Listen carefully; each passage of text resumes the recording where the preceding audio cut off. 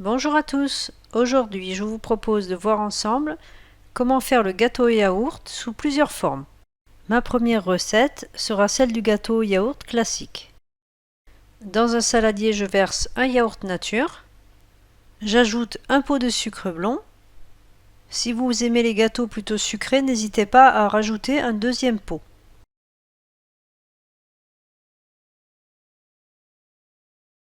Ensuite je vais ajouter 2 œufs. Ce que j'apprécie beaucoup dans cette recette, c'est que vous pouvez vraiment la décliner de toutes les sortes. Il suffit juste de laisser libre cours à son imagination. Je fouette la préparation jusqu'à ce que le mélange soit homogène. J'ajoute ensuite 3 pots de farine. Pour les personnes qui ne connaissent pas cette recette, vous pouvez remarquer que j'utilise le pot de yaourt vide comme mesure. N'oubliez pas de préchauffer votre four à 180 degrés. Ici, j'utilise de la chaleur tournante. J'ajoute une cuillère à café de vanille liquide. Vous pouvez bien sûr utiliser n'importe quel autre arôme. Vous pouvez aussi y mettre des zestes de citron ou d'orange. J'ajoute ensuite un demi-sachet de levure chimique. Je finis par ajouter un demi-pot d'huile au goût neutre. Alors ça peut être du tournesol ou bien du colza par exemple. Lorsque ma préparation est prête, je verse la pâte dans des moules à muffins.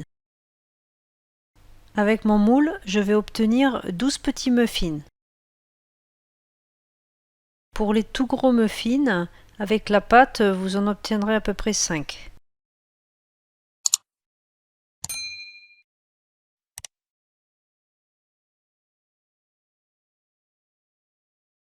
Je recouvre les muffins avec des amandes effilées. Vous pouvez aussi y mettre du pralin par exemple, je sais que j'en utilise beaucoup. Vous pouvez aussi insérer un morceau de chocolat. Avec ce gâteau, tout est vraiment permis. Voilà, mes muffins sont cuits après 20 minutes à 180 degrés. Je les laisse refroidir sur une grille. Voilà, vous allez obtenir un gâteau bien moelleux. L'intérêt de ce gâteau est que c'est une recette vraiment facile et rapide à faire. Et concernant les ingrédients, en général, on en a toujours dans son placard ou son frigo. Voilà, maintenant je vais passer à la version au chocolat.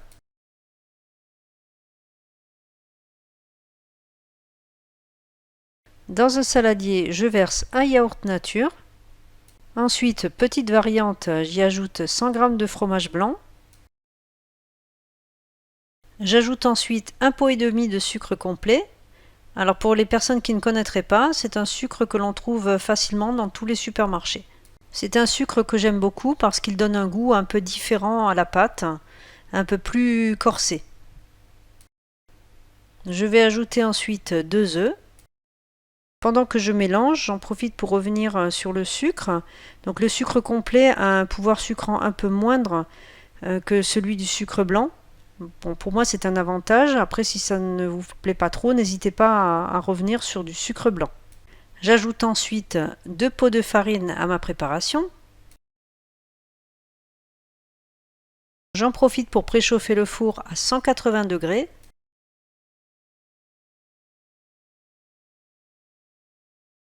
Je mélange jusqu'à ce que la pâte soit bien homogène. Je verse un demi-pot de cacao en poudre non sucré. Si vous y pensez, ne faites pas comme moi, passez votre cacao en poudre au tamis, ça sera beaucoup plus simple ensuite à mélanger.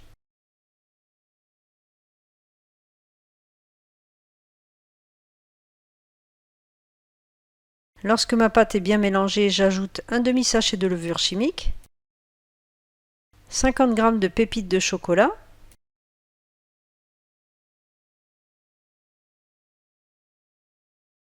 pour terminer, j'ajoute un demi-pot d'huile au tournesol ou au colza.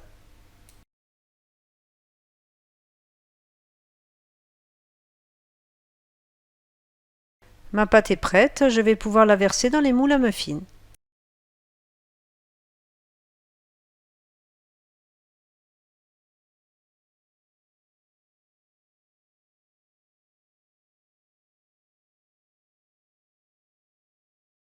J'enfourne mes gâteaux à 180 degrés pendant 20 minutes. Comme la fois précédente, je mets les muffins à refroidir sur une grille. Et là maintenant, je vais vous montrer à quoi ressemble mon muffin une fois qu'il est terminé. Voilà, on a un muffin bien tendre et au bon goût de chocolat.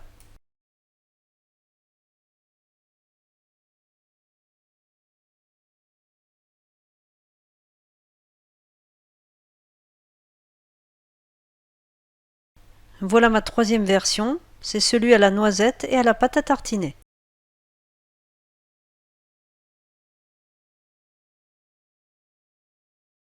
Pour cette version, j'utilise 2 yaourts nature.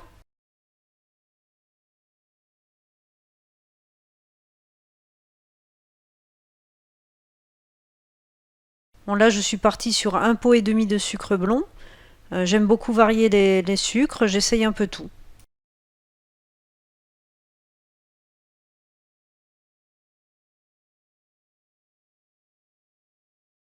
Je verse ensuite un pot de noisettes en poudre.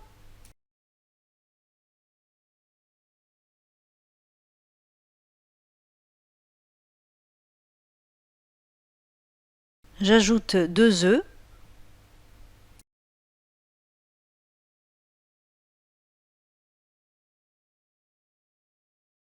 Je préchauffe le four à 180 degrés.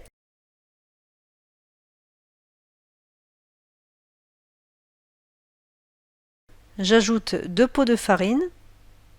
Je n'ai pas ajouté de troisième pot car j'ai mis de la noisette à la place.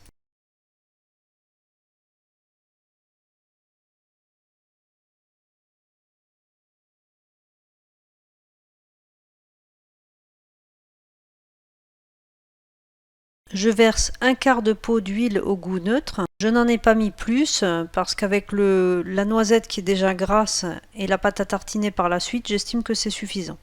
J'ajoute un demi-sachet de levure chimique.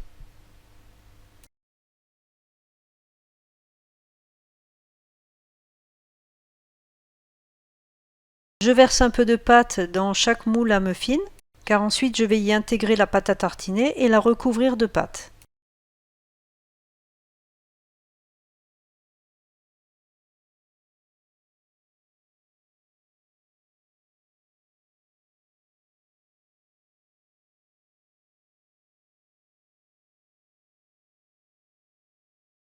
Je verse l'équivalent d'une demi-cuillère à café de pâte à tartiner.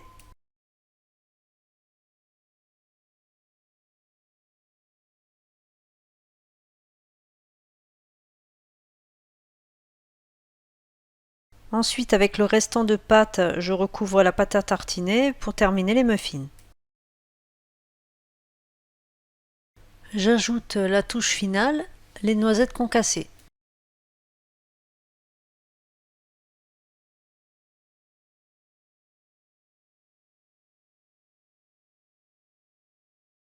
J'enfourne les gâteaux à 180 degrés pendant 20 minutes et je les laisse refroidir sur une grille. Et voilà mes muffins, toujours aussi moelleux et vraiment délicieux. Je vous souhaite un bon appétit à tous et je vous dis à très bientôt pour de nouvelles recettes.